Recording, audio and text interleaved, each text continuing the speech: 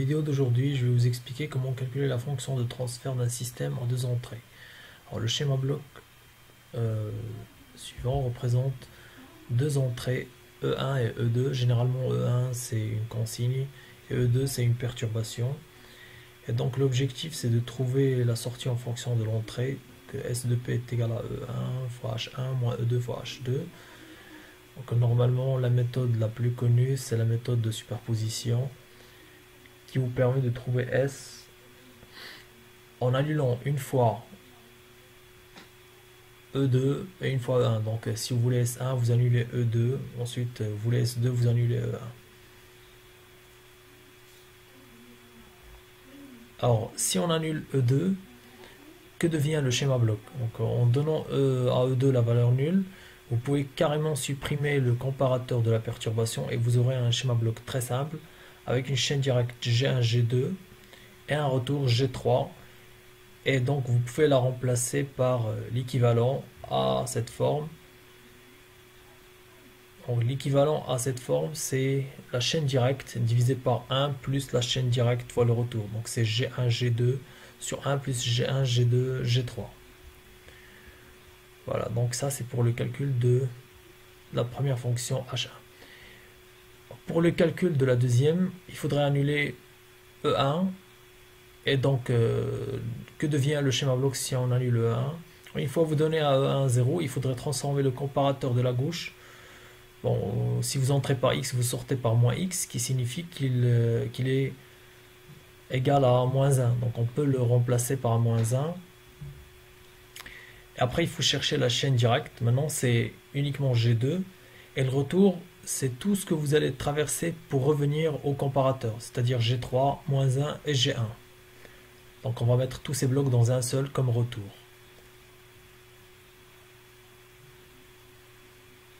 Alors, donc la chaîne directe c'est G2 et le retour c'est G1, G3, moins 1. Alors, mais on remarque que les signes du comparateur ne correspondent pas aux signes qu'il faut avoir pour appliquer la formule de Black. Donc nous allons faire sortir le moins et injecter le moins dans le plus. Et vous aurez finalement le droit de la remplacer par la chaîne directe sur 1 plus la chaîne directe fois le retour. Donc c'est G2 sur 1 plus G1, G2, G3. Voilà. Et ainsi vous retrouvez la solution, la sortie S de P en fonction de l'entrée E1 et E2. Maintenant, la méthode de simplification du schéma bloc consiste à trouver une forme simple du schéma bloc remplaçable par l'équivalent sans vraiment faire trop de calculs. L'idée c'est de faire sortir le comparateur de la perturbation jusqu'à l'extrême gauche et donc il va reculer derrière G1 et il sera permuté au comparateur de l'extrême gauche. Bon, qu'est-ce qu'il faut ajouter comme modification? Quand vous reculez derrière un bloc, il faut diviser par. Donc c'est la seule modification. Ainsi, à droite, vous aurez un schéma bloc normal qui ressemble à G1, G2 sur 1 plus G1, G2, G3. C'est équivalent à la forme simple.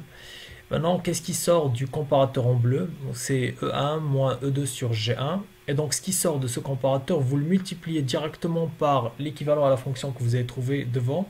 Et vous trouvez S de P. Donc, S de P, c'est E1 moins E2 sur G1. Le tout fois G1, G2 sur 1 plus G1, G2, G3.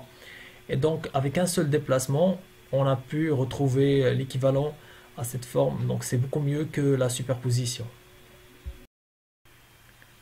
Alors, nous allons faire un petit exemple pour valider la méthode des déplacements de la simplification du schéma bloc. Donc, on se base sur le CCP MP 2013, l'étude d'un moteur à courant continu.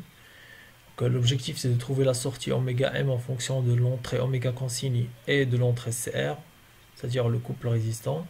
Alors avant, il faut traiter une petite question intéressante qui est toujours posée dans les concours, une classique. Que vaut le KA pour que le système soit correctement asservi? Alors, tout d'abord, il faudrait imposer une condition. Votre système il est correctement asservi si l'epsilon, c'est-à-dire l'erreur, est nul quand ce que je veux est égal à ce que j'ai, c'est-à-dire quand oméga consigne est égal à oméga m.